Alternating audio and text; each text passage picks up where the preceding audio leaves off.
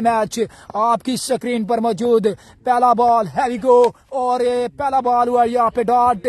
जैनी है बॉलिंग पर मौजूद। राजा इमरान अगर 17 बॉलों पे 37 रन चाहिए मजीद। बॉलर आए स्टॉलिया और ये अगेन डॉट कराने में कामयाब। अगेन डॉट कराने में कामयाब। एक्सीलेंट बॉलिंग, क्या बात है जैनी तेरी। छा गया भाई, छा गया भाई। कराने में कामयाब जैनी बॉलर। और ये वाइट शुक्रिया जी फाक शेर, बहुत बहुत शुक्रिया मिर्जा फाक शेर। और इस बार टच हुआ, शेर लाजमी करते जाए।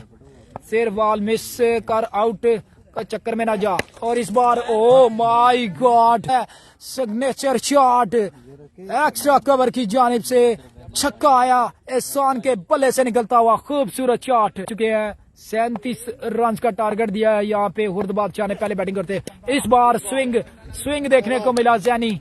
ब्यूटी जैनी, क्या शॉट था ये, बिल्कुल शॉट था, बिल्कुल एहसान के बल्ले से क्लास का शॉट निकला।